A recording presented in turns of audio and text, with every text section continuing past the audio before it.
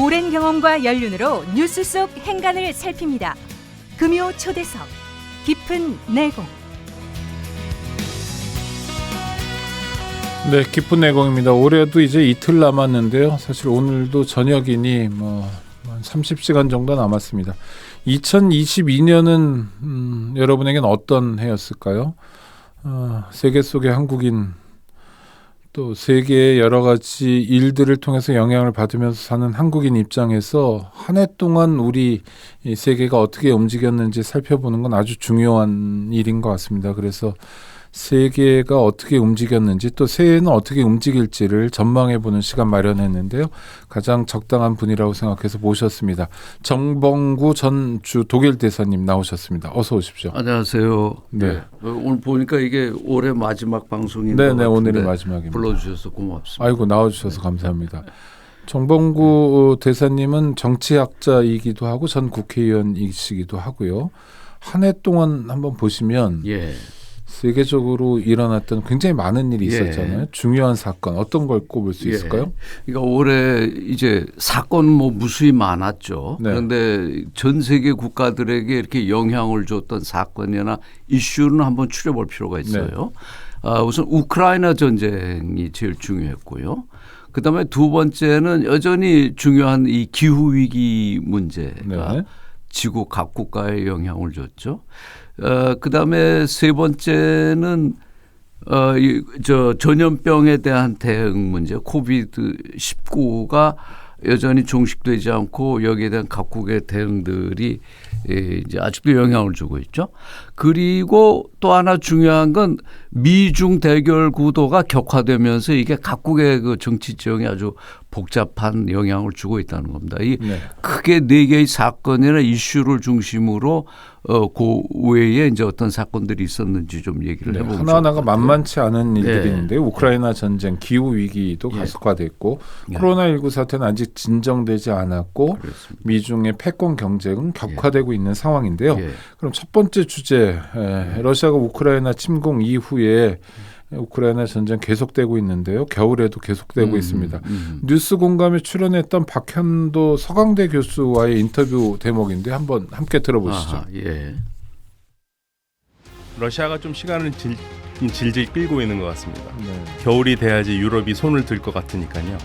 그러니까 가스나 에너지 자원이 부족하잖아요. 러시아가 끊어버리면은요. 그러면 유럽은 당연히 너무 추운 겨울을 보내게 될 테고, 그러면은 러시아한테 더 유리하지 않나. 대사님께서도 이전 방송에서 독일 같은 정말 세계적인 선진국의 국민들도 겨울이 오는 걸 두려워하고 있다. 어쩌면 동사를 두려워할지도 모른다. 이런 말씀을 주셨거든요. 그 최근에 저희 독일 대사관에서 제가 같이 근무했던 직원들이 이제 귀국하거나 잠깐 일시 귀국한 사람들이 있어서 몇 명 얘기를 들어봤어요. 근데 상상이 안 되는 게 가스값 같은 경우는 거의 500% 인상이 됐다고 합니다. 그러니까 상상이 안 되죠. 500% 5배가 올랐다는 겁니다. 어마어마하네요. 그래서 특히 독일도 이제 없는 사람들, 경제적 약자들은 거의 그냥 동사를 면할 수준에서 지금 겨울을 보내고 있고요. 그러니까 우크라이나 전쟁이 직접적으로 러시아와 우크라이나 사이에서 벌어지는 전쟁이지만 이게 지금 전 세계적으로 영향을 미치는 것 중에 제일 중요한 게 에너지 위기를 갖고 오고 있다는 거 아닙니까? 그리고 여기에서 이제 인플레이션 문제까지 가죠. 에너지 가격이 폭등을 하니까 이게 이제 코로나 때 풀렸던 돈하고 합쳐서 전 세계적인 인플레이션을 가지고 오고 있는데요. 어떻게 보면 이제 독일 같은 경우가 유럽에서도 가장 그 우크라이나 전에 그 유탄을 막고 있는 경우라고 영향을 많이 받는다. 영향을 많이 받죠. 그게 이 에너지 문제 때문에 그런데요.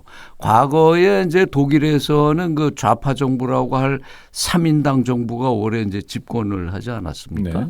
브란트가 70년대에 있었고 그 이후에 슈미트라든가 또 슈레더 총리라든가. 근데 이 3인당 정권에서 이제 러시아와의 관계를 잘 관리를 해왔습니다. 우호적이고. 그리고 그 뒤를 그 메르켈 총리가 이어받았는데 메르켈은 기민당 보수당 소속이지만 과거 동독 출신이고 그 친러 그 우호적이죠. 그래서 그 러시아와의 관계를 쭉 유지해 오면서 최근 바로 4, 50년 동안 독일은 러시아와 관계가 나쁠 게 없었다 이런 없었어요. 말씀이네요. 그래서 그 네. 제일 중요한 건 이제 싼 러시아 에너지. 네. 그 러시아의 가스 가격 이게 독일이 거기서 얻은 혜택도 상당합니다. 그 산업이라든가 이런 거에 경쟁력에 도움을 많이 받았는데 이게 지금 우크라이나 전으로 막히면서 독일이 지금 많이 피해를 보고 있죠. 네. 가스값이 500%가 올랐다는 건 뭐 말씀하신 것처럼 상상하기 어려운 건데요. 상상하기 어렵죠. 50%가 올랐다고 하더라도 굉장히 끔찍할 텐데 예. 5배가 올랐다니까. 그래서 이게 지금 네. 가계에는 뭐 당연히 엄청난 부담이고 이 경쟁력이 약한 중소기업들 에너지에 많이 의존하는 독일 중소기업들도 지금 많이 도산을 하고 있습니다. 심각한 사태군요. 근데 지금 저 말씀드린 건 우크라이나 전쟁의 이제 여파고요. 우크라이나 전쟁 자체는 과연 어떻게 갈 건가 하는 것도 일단 시작은 지난 2월인데 러시아가 그렇습니다. 우크라이나를 침공할 거냐 아닐 거냐 했을 때 아니라는 관측이 많았고요. 맞습니다. 또 하나는 침공한다면 예. 전쟁이 뭐 3일 안에 끝난다, 금방 끝난다 이런 얘기가 많은데 예. 지금 10달 넘게 진행하고 있습니다. 그렇습니다. 왜 이렇게 장기화되는 그렇습니다. 거죠? 그러니까 지금 저 우리 오창익 사무국장께서 잘 정리를 해 주셨는데 2월 24일 이전에는 대부분의 러시아 전문가들이 푸틴이 그런 모험은 하지 않을 것이다라고 봤어요. 네. 그런데 미국 정보 당국에서는 그 러시아군의 이동 상태라든가 여러 가지 징후로 봐서 러시아가 전쟁을 준비하고 있다고 이제 봤는데요. 근데 전문가들의 예상을 깨고 이제 전쟁이 났고 이게 좀 의외죠. 그 다음에는 이제 푸틴의 판단 착오를 들 수가 있을 겁니다. 푸틴은 이 소위 이제 전격적으로 수도인 키이우 옛날에 우리가 키예프라고 그랬습니다만 이제 우크라이나 발음으로 키이우라고 하는데 이 키이우를 기습 공격해서 수도를 점령하고 나면 우크라이나 정부의 항복을 이제 쉽게 받아들일 수 있을 거라고 이제 예상을 했죠.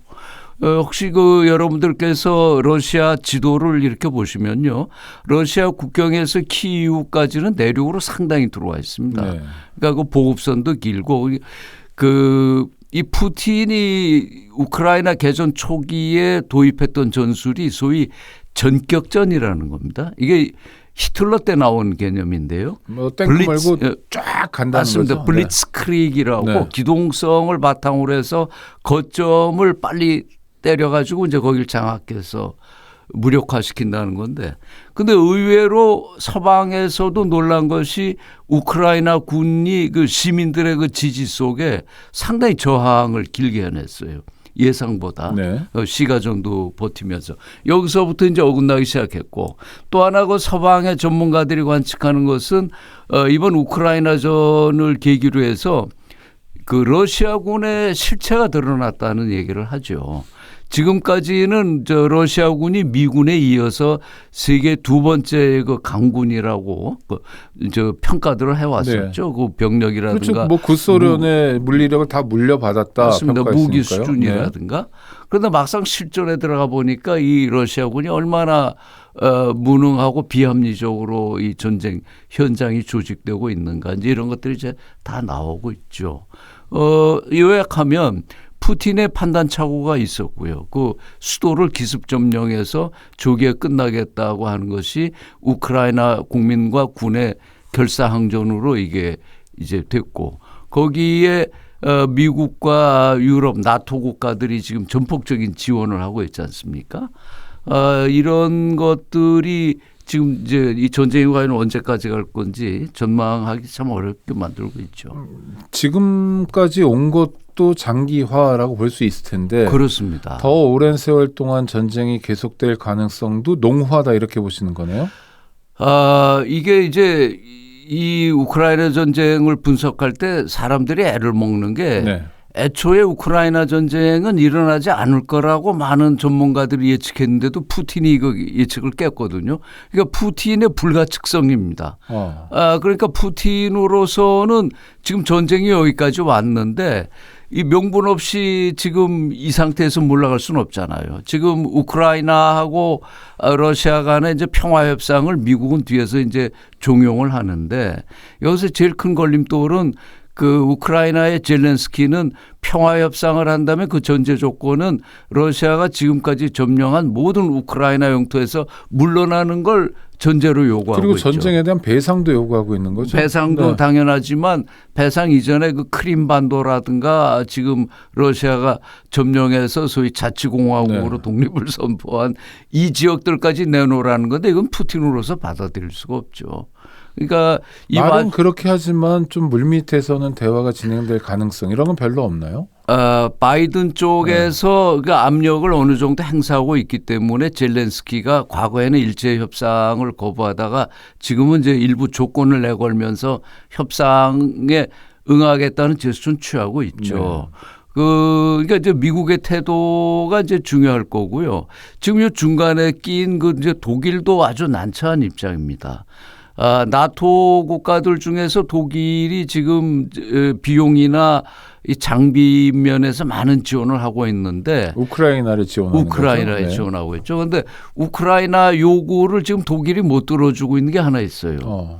그게 뭐냐 하면 독일제 그 탱크 레오파드라는 그 독일의 최신 탱크를 우크라이나가 달라고 요구를 하고 있는데 이 숄츠 독일 정부가 이걸 말로는 준다 하면서도 못 주고 있습니다. 그 못 주고 있는 까닭은 뭔가요? 까닭은 우크라이나가 이 탱크를 가지고 만약에 러시아 쪽 저 국경을 넘어서 들어갈 경우에 이때는 독일도 그 원하지 않게 전쟁에 휘말릴 위험이 아니, 있다는 독일제 거죠. 탱크가 들어가면 독일이 휘말리게 되는 거예요? 그건 문제가 되는 모양입니다. 그러니까 네. 지금 미국 바이든 정부도 그 젤렌스키가 여러 가지 그 저 미사일이나 로켓을 요구하지만 사정거리가 짧은 거에 한해서만 주고 있잖아요. 네네. 이거 미제 미사일이나 로켓이 러시아 영토에 만약에 떨어지게 되면 이건 이제 그 나라의 책임으로 간주돼서 확전에 그 빌미가 되는 모양입니다.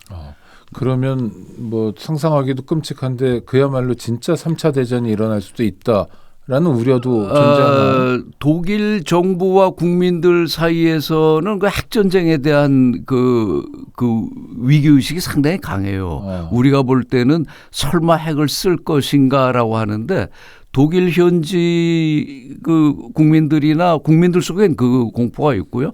정부에서도 그걸 심하게 갖고 있습니다. 그 올 5월엔가 그 러시아가 그 군사훈련을 했는데 독일 쪽에서 그 러시아 쪽에 그 암호 전문을 해독했을 때 독일의 그 함부르크를 겨냥해서 핵 공격을 하는 이런 시나리오도 있었다고 그래요. 물론 이건 네. 가상 훈련이기 때문에 그런 가상의 적을 상정할 수는 있지만 이런 것이 독일 언론에 보도될 정도로 이 핵에 대한 공포를 독일이 갖고 있죠. 근데 독일 사람들 입장에서 러시아 핵에 대한 공포를 갖고 있지만 그 문제를 해결할 수 있는 방안은 별로 없는 거잖아요. 지금 답답하죠.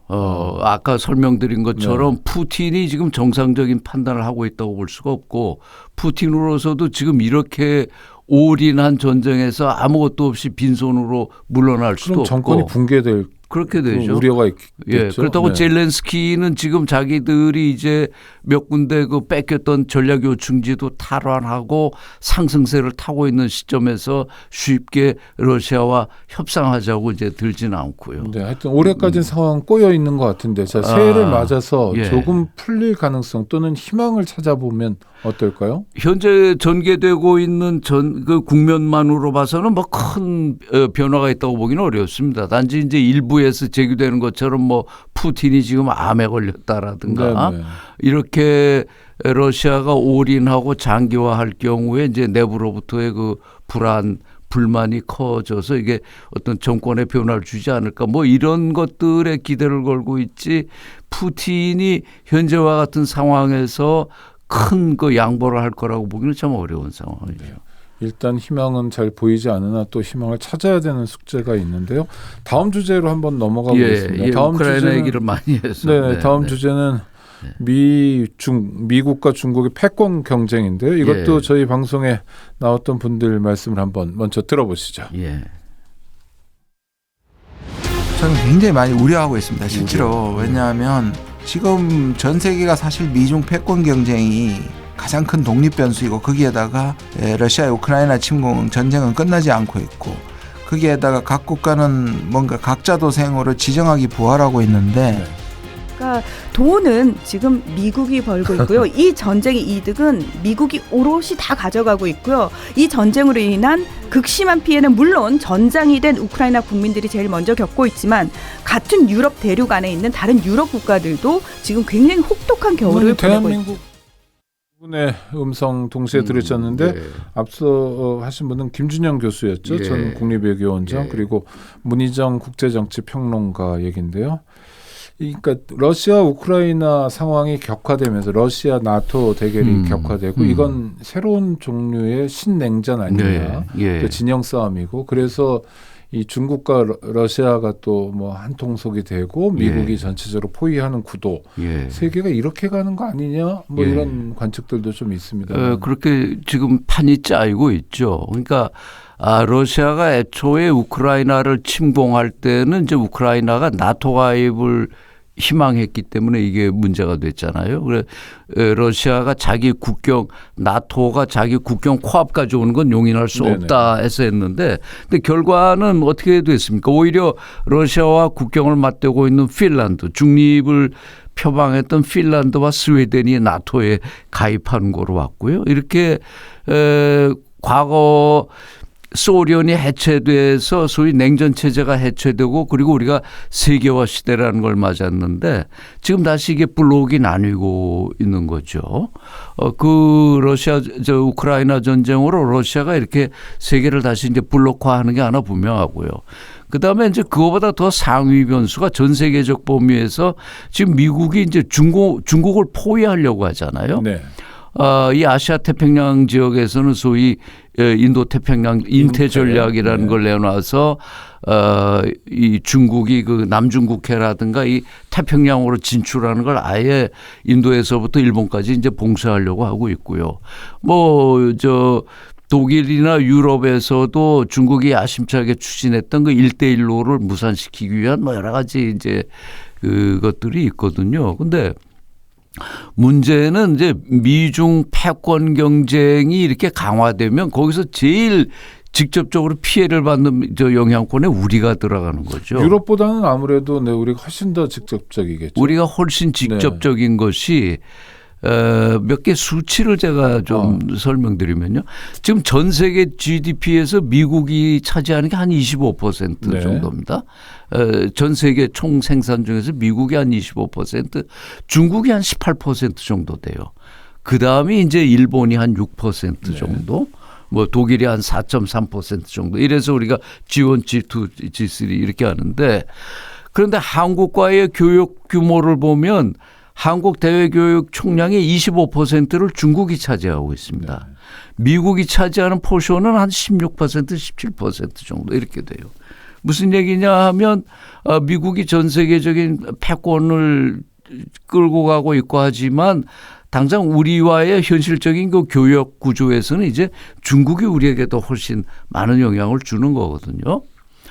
또 몇 해 전에 우리가 위안부 문제, 한일 관계가 이제 악화하면서 일본이 소위 그 소부장, 소재 부문 장치 산업에 그 제동을 걸어서 우리를 곤란하게 했지만 그런데 통계로 보면 소부장에서는 우리가 일본에 대한 의존도보다 지금 중국에 대한 의존도가 훨씬 높거든요. 그러니까 이런저런 거를 감안하고 또 어쨌든 중국이 제한적이긴 하지만 북한에 대해서 그나마 발언을 행사할 수 있고 영향을 행사할 수 있는 게 중국이라는 걸 감안하면 우리가 그냥 미국의 전 세계 전략 동맹이라는 건 무시할 수 없지만 미국의 전 세계 전략에 우리 이익을까지 희생하고 포기하면서 일방적으로 끌려 들어가야 되느냐 하는 건 대단히 심각한 그런데 문제죠. 최근 윤석열 정부는 그 인도 태평양 전략을 우리의 굉장히 중요한 외교 전략으로 내세웠잖아요.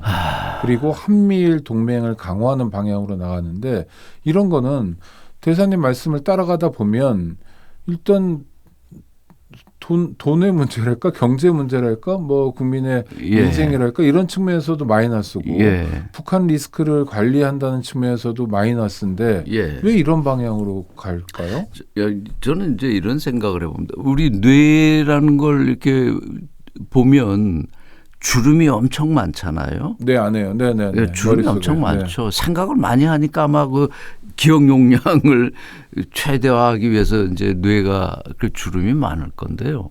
제가 길지 않은 생활이지만 외국에서 이제 대사를 하면서 외교 현장에서 이렇게 느낀 건 정말 외교 현장이라는 건 눈에 보이는 뭐 총알만 안 날아다니지 다 각자의 그 국가 이익을 최대로 지켜내기 위해서 온갖 수를 쓰는 데거든요. 네. 좋게 말해서는 포커 페이스도 하고 앞에서는 웃고 있지만 뒤에서는 웃고 있는 게 아니고요. 아주 복잡한 경우의 수도 두기도 하죠. 이게 이제 교과서적인 얘기인데 윤석열 대통령은 이 외교라는 거에 대한 뭐 경험도 별로 없어서 그렇겠지만 이 검사는 뭘 딱 기준에 맞춰서 이다 아니다 이렇게 일도양단식으로 판단할 수 있거나 나쁜 사람 아닌 사람 이런 판단을 많이 그렇게 할 수 하죠. 있을지 네. 모르지만 외교라는 건 상대가 있고 구체적으로 우리가 지켜야 될 게 있고 또는 경우에 따라서 흥정해야 될 것도 있고 뭐 우리가 7을 갖고 3을 준다든가 경우가 안 되면 뭐 우리가 정말 4라도 받고 6을 내줘야 된다든가 이건 좀 다른 영역의 문제거든요. 그런데 지금 이제 인태 전략 뭐 미국이 하니까 우리가 따라 한다든가 이건 아주 하수 중에 이제 하수인 거고요. 우리가 이제 외교 현장에 있을 때 보면 아무래도 이제 일본과 우리 관계가 특수하기 때문에 이제 일본이 하는 것도 우리가 이제 잘 봐요. 보면 우리하고는 물론 이제 인프라에서 차이가 있으니까 우리보다는 훨씬 이제 일본이 외교에서 취할 수 있는 수단은 많지만 예를 들면 일본이 70년대 초에 중국에 접근할 때 했던 걸 우리가 봅시다. 일본은 그 다나카 총리 시절에 중국과 먼저 관계 개선을 했죠. 그 닉슨이 미국이 중국과 관계 개선을 하기 전에 일본이 먼저 중국과 교역을 시작하고 관계 개선을 했어요. 그때 이제 뭐 미국에서도 어떻게 공산 정권하고 그걸 시작하느냐는 비난도 있고 많았지만 그때 일본이 내놨던 그 프레이즈가 정경분리입니다. 네, 정치는 정치고 경제는 경제다. 그게 뭐 제3국에서 볼 때 그 빤한 수작이지만 그러나 일본이 그걸 자신들의 독트린으로 하고 나아가겠다는데 그걸 가지고 직접 뭐라고 할 수는 없었던 거죠. 우리 경우도 우리가 지금 서 있는 그 발판이 매우 아슬아슬하고 그 소위 입지가 지금 점점 좁아지고 있는 상황인 걸 감안할 때 우리가 동원할 수 있는 모든 그 전략과 이런 그 협상의 지혜를 최대한 지금 발휘해야 될 때가 아닌가 이런 생각을 하죠. 그런 면에서 조금 걱정되는 것도 사실이죠. 그리고 또 하나는 대한민국 외교가 일종의 이념형이랄까? 이런 경향을 자꾸 보이는 것 같아요. 지금 네. 대사님 말씀하시는 건 장사꾼 기질이 되게 중요하다. 외교라는 건. 뭐 이익이 되면 누구와도 손잡을 수 있는 거고 영원한 친구도 영원한 적도 없다. 이런 말씀이잖아요. 국민의 이익을 위해선, 국가 이익을 위해선. 그런데 정부가 나가는 방향이 약간 이념 지향적이다 이런 생각도 들고 또 대통령이 자유란 말도 많이 하고요. 네. 전적으로 동감을 하는데요. 오창익 국장님 혹시 그 60, 70년대 대한뉴스 이렇게 보신 적이 뭐 기록되면 그런데 옛날에 극장 가면요 대한뉴스가 딱 오면서 틀어주죠. 네. 제일 앞에 나오는 게 뭐냐면 판문점에서 남북 군사정전 회의하는 장면을 보여줍니다. 그러면 남쪽에 이제 미군 장교들하고 우리 장교들이 앉아 있고 저쪽에는 이제 중국하고 북한 장교들이 나와서 막 설전을 하는데 가운데 마이크 놔두고 근데 뭐 한쪽이 뭐 10분 일방적으로 떠들면 상대가 또 10분 일방적으로 떠들고 그게 정치 협상이에요. 무슨 말이냐면 정치 협상은 이게 제로섬 게임입니다.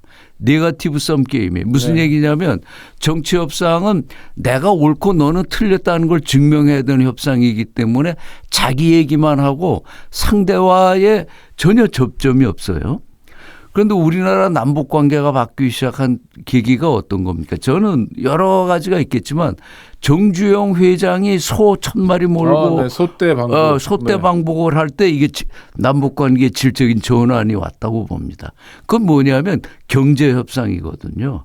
경제 협상은 정말 상인적 기질로 이건 포지티브 썸 게임이에요. 네. 내가 40 먹고 상대가 60을 먹던 50도 50으로 먹던 아니면 최악의 경우에 내가 10을 먹더라도 뭐 90을 주더라도 10이라도 먹던 안 먹는 것보다 낫다는 낫죠. 거죠. 네. 이게 장사꾼 기질이고 하지만 우리 시대에 요구되는 협상들은 이제 이런 겁니다. 우리가 세계 G10이라는 게 그냥 밖에 나가서 어깨에다가 뽕 넣기 위해서 하는 말이 아니라 그 정도 국가를 운영할 정도의 다양한 스펙트럼을 갖는 그런 리더십이 필요한 거예요. 네. 세계 10위의 경제대국이라는 건 전 세계 193개국과 다 교역을 하고 관계를 갖고 작든 크든 여러 나라들과의 그 교류 관계 속에 우리가 존재하는 건데 과거 50년대 60년대 미군 그 밀가루 푸대 원조받던 때 식의 그런 관점으로 대미 외교를 본다든가 국제 정세를 봐서는 곤란하다는 과거의 거죠. 냉전적 사고에 묶여 있으면 안 된다.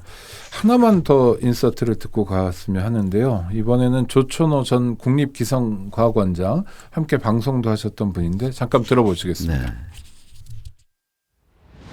기후 변화라고 하는 거는 결국 우리 이제 생존의 이제 기반을 흔드는 문제이기 때문에 그러기 때문에 이제 전 세계적으로 연대를 통해서 이게 이제 함께 해결을 해야 된다라고 그렇게 보고 있죠. 그래서 단순하게 예전에 뭐 좀 가뭄이 있었다, 홍수가 있었다, 그건 그냥 하나의 자연의 재난이고 그 순간은 우리가 벗어나면 되는 거였지만 이제는 그러한 수준이 아니라 바로 생존 그 자체의 문제다라고 우리가 이제 그렇게 이해를 해야 된다라고 하는 것이죠. 네, 조천호 박사의 인터뷰인데 대사님하고 함께 한 자리에서 하셨던 말씀입니다. 그러셨군요. 네. 기후 위기도 아주 심각하죠. 또 저개발 국가에서 피해도 많았던 것 같고요. 네. 근데 제가 뭐 얘기를 많이 하다 보니까 시간이 벌써 다 갔네요. 네, 조금 남아 있습니다. 근데 뭐 기후 위기는 여러분들이 너무 많이 들으셔서 아시는 얘기고요. 올해만도 파키스탄 인구의 7분의 1이 이재민이 될 정도로 국토의 3분의 1이 잠기고 이런 뉴스들 보시는데 근데 사실 남의 나라뿐만 아니라 우리도 지금 심각합니다. 제가 얼마 전에 눈에 들어온 뉴스가 아주 조그맣게 보도됐는데 지난 33년 동안 우리 해수면이 10cm가 상승을 했다는 거예요. 그 인도양의 몰디브가 물에 잠긴다고 우리가 걱정할 때가 아니라 이제 우리까지 그런 걸 직접 겪고 있는데요.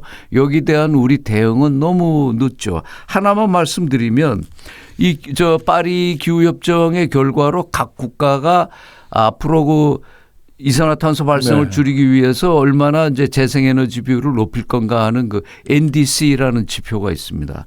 이게 문재인 정부에서는 2030년까지 재생에너지 비율 30.2%로 이것도 훨씬 국제 수준에 비해 보면 낮은 거죠. 그런데 이게 윤 정부 들어와서는 지금 이걸 21.6%로 낮추겠다고 하는데 이거는 저 세계 흐름과 완전히 그 거꾸로 가는 거라고 할 수 있습니다. 걱정할 만한 대목이고 심각한 문제인데요.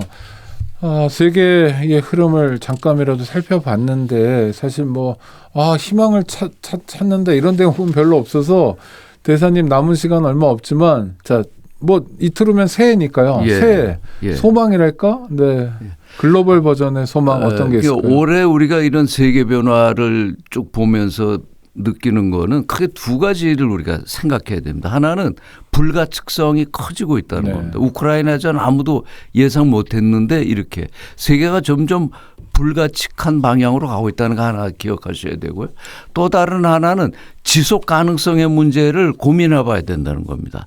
지금 이 기후 위기가 우리에게 바로 그 시그널을 계속 주고 있는데요. 이런 식의 무제한적인 화석연료 소비 체제 이런 식의 우리 소비 수준을 유지하면서 과연 이 자본주의 지금 생산 체제를 유지할 수 있고 지구의 체제가 유지될 수 있는가 지속 가능성의 문제 이게 새해에도 우리가 계속 고민해야 될 화두일 것 같습니다. 결국 새해에 어떤 세계를 만날까는 우리가 하기에 달려 있네요. 우리가 지속 가능한 체제를 위해서 탄소 중립이든 하여튼 중요한 시급한 숙제들을 어떻게 풀어나가느냐에 우리와 우리 후손들의 삶이 달려 있는 것 있다는 말씀으로 예. 새기고요.